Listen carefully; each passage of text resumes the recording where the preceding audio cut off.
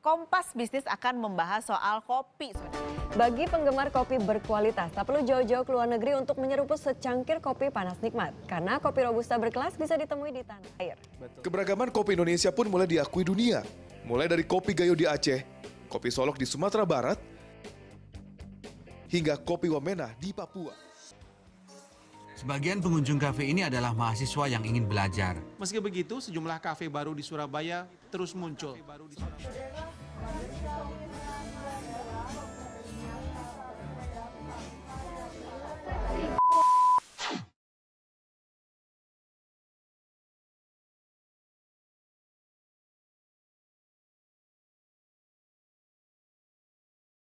Melihat begitu banyaknya berita tentang kopi, membuat nama kopi sudah tidak terdengar asing bagi khalayak di Indonesia.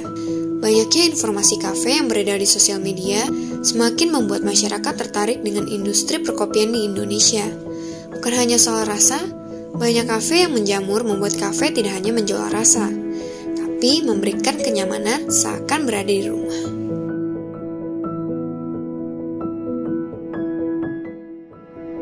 Beranjak dari ibu kota menuju perkebunan kopi di Kota Lahat, Sumatera Selatan untuk mencari tahu asal-muasal kopi dari hulu ke hilir, melewati begitu banyaknya kota ke kota demi mencari tahu kenikmatan yang dihasilkan dari secangkir kopi, semua tahu di balik secangkir kopi yang hangat ada usaha di dalamnya.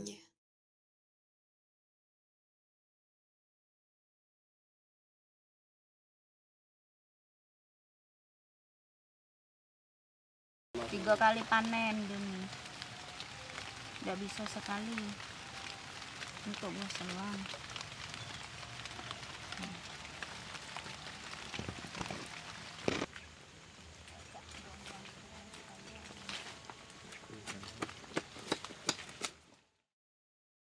Bertanya soal kehidupan lewat bertani, membawa kami bertemu dengan Pak Herliadi yang berprofesi menjadi salah satu petani di Kota Lahat, Sumatera Selatan.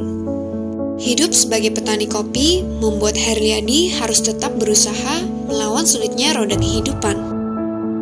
Meski perlu bermandikan keringat, Herliadi tetap mensyukuri kehidupannya dan terus berdiri sebagai petani kopi yang memberikan hasil terbaik agar dapat menafkahi keluarga dan membuat Kopi Lahat menjadi terkenal akan kualitasnya. Inilah cerita Herliadi, suara hati petani kawu.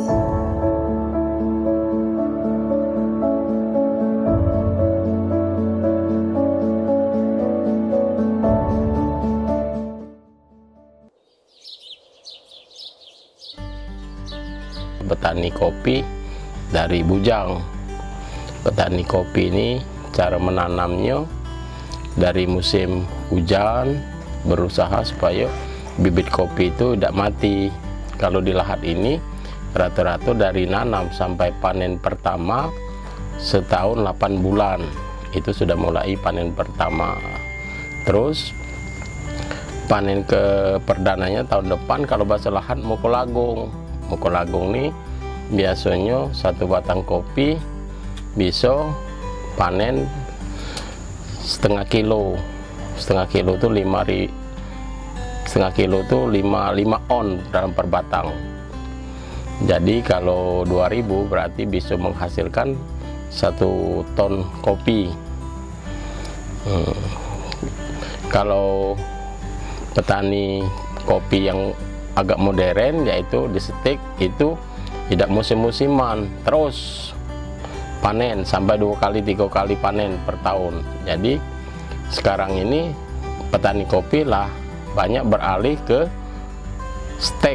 Jadi bibit pertama itu yang bawah, tidak perlu bibit yang bagus, yang penting yang bibit yang atasnya tuh yang bagus. Jadi panennya itu terus, bukan berarti setahun cuma 1 kali panen, bisa 3 kali panen kalau steknya.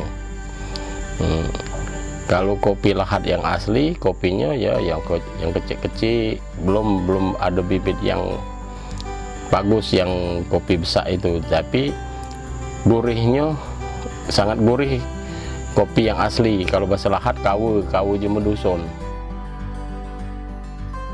Perawatan, kalau perawatan gulma atau rumput itu kalau bisa diusahakan pakai arit.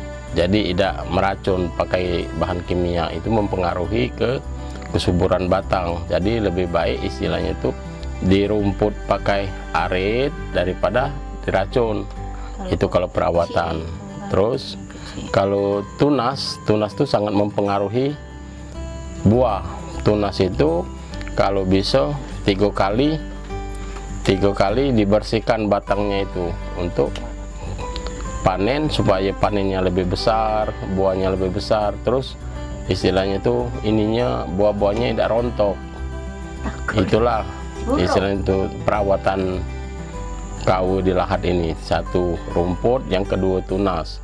Merumput tadi kalau pacak setahun itu 2 kali merumput, jadi posisi kopi itu sangat terawat, jadi panennya itu sangat maksimal mungkin. Kendala petani-petani kopi atau petani KW yang ada di lahat ini ada berapa macam. Pertama, masalah permodalan, yaitu pupuk itu kalau pacak istilahnya itu petani ini mengikuti petani yang agak modern, maka pupuk bahan kimia seperti pupuk Ponstan. Nah, jadi kalau pacak itu istilah itu ada cak mana lah solusi jalan keluarnya. Terus masalah harga, kami ini sangat ditekan oleh tengkulak nih. Hari berganti hari, tak sadar aroma kopi membawa kami bertemu dengan petani lain di kota ini. Siang itu, matahari terasa terik seakan cahaya membakar kulit. Namun, nampak seorang lelaki yang memotong rerumputan liar di hutan Karanganyar Lahat. Penasaran dengan kegiatan lelaki tersebut, kami menghampiri lelaki itu dan dari sinilah dimulai suara hati Hansri, seorang petani kamu.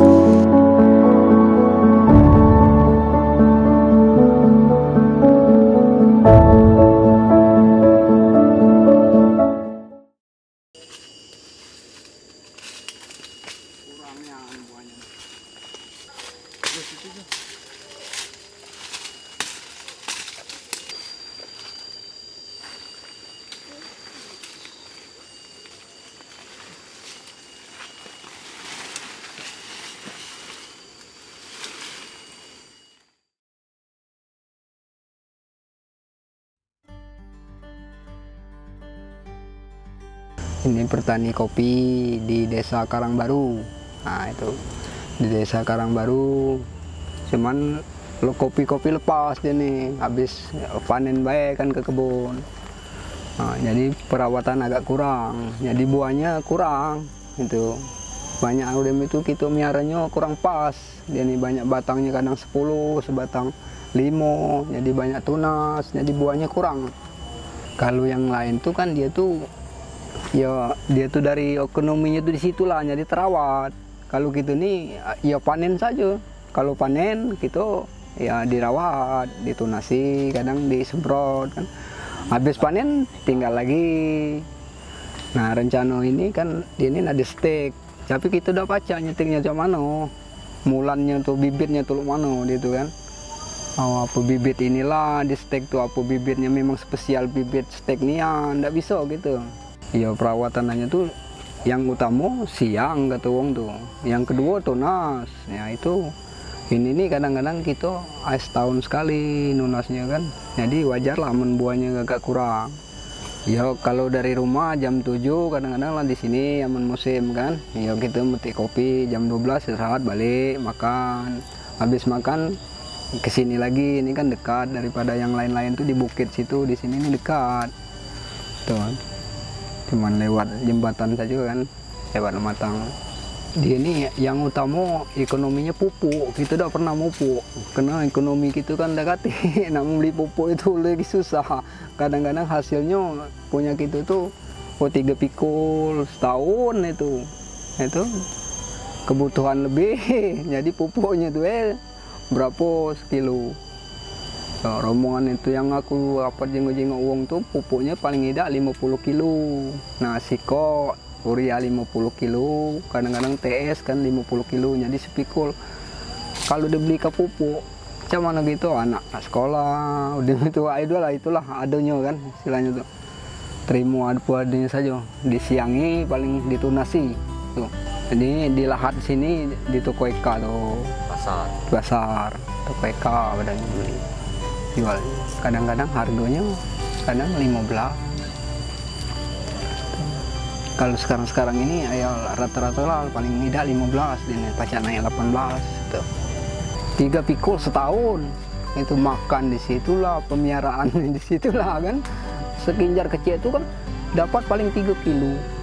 Jadi sekarung itu paling 40, sekarung besar itu 40 kilo itu kering. Kalau basah tidak.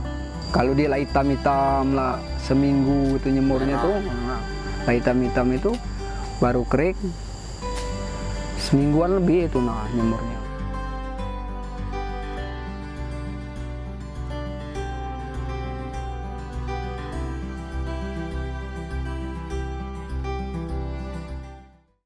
Saat berkunjung ke Lahat, nampaknya kurang kalau tidak pergi ke Gunung Pagar Alam.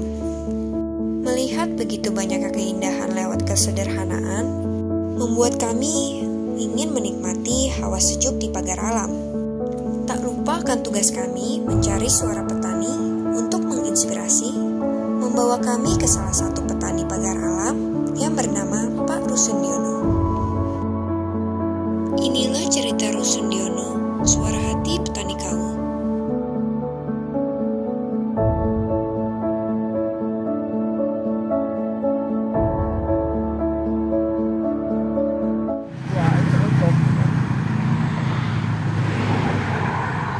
Yang buah banyak seperti dipotong ujungnya, rek, ya.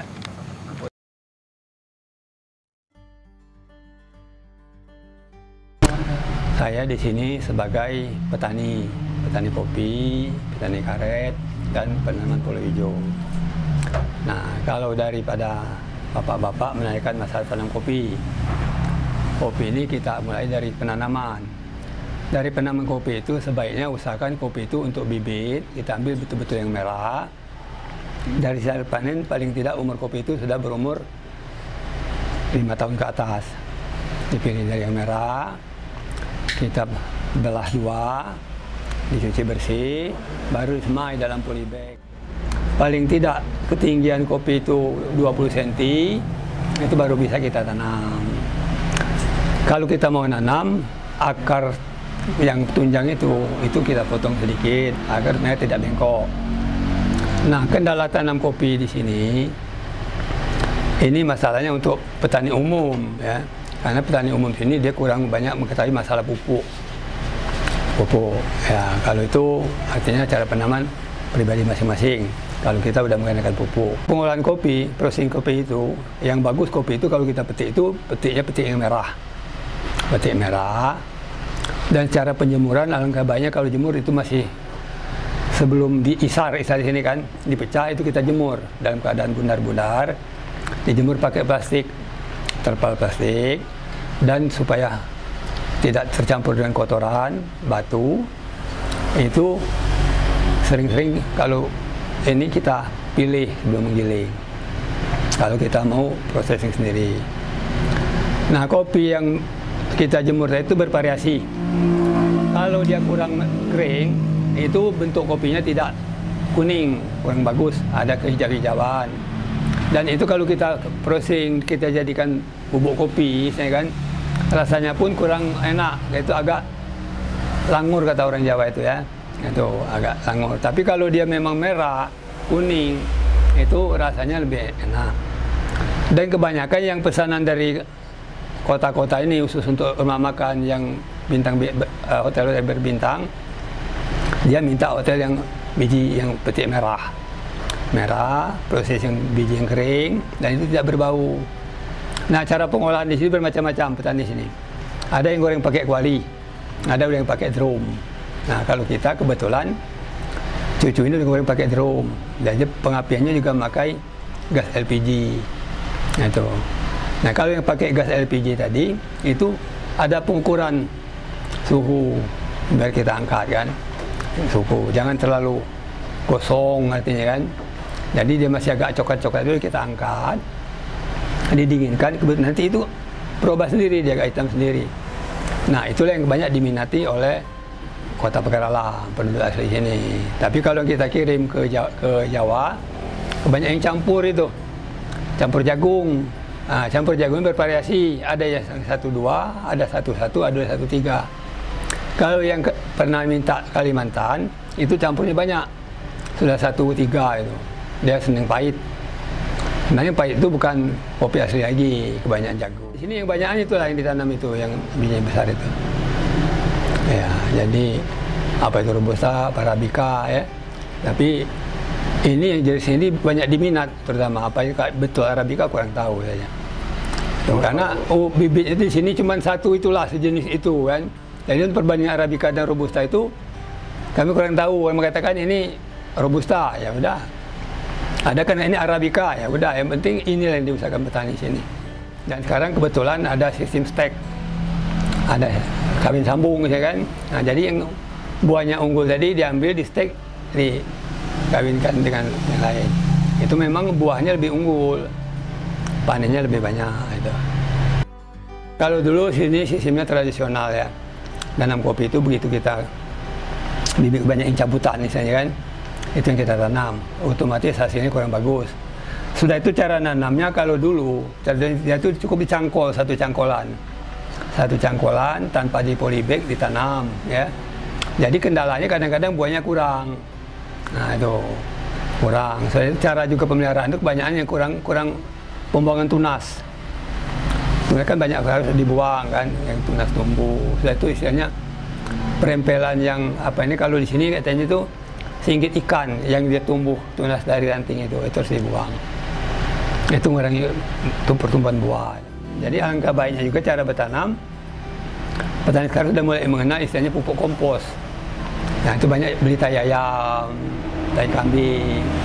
Nah, itu memang pertumbuhannya lebih bagus. Jadi paling ya kendalanya kalau kopi itu masih kecil, itu kan banyak babi dulu. Babi ini suka bongkari bekas tanam kopi tadi karena ada bekas tai ayam, tai kambing kan banyak cacing. Ini kendala kesulitan dari petani. Kalau masalah keamanan untuk desa kita ya itu nggak ada masalah, alhamdulillah. Kendala petani kopi cuman itulah. Jadi kesulitnya kalau setelah ditanam. Oh, ditanam bisa ini. Dia tapi dicuci dulu, ya. Cuma ditanam. Ini ya. Iya. Taruh sama susun misalkan.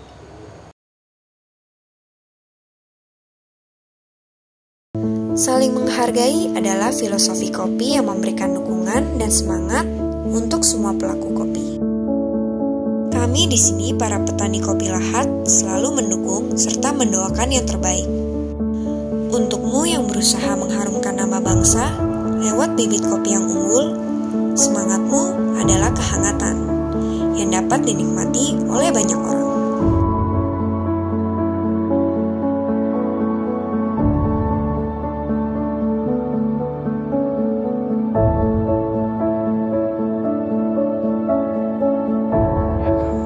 Pesan untuk pencinta kopi, belilah kopi Lahat asli yang rasanya lain daripada yang lain.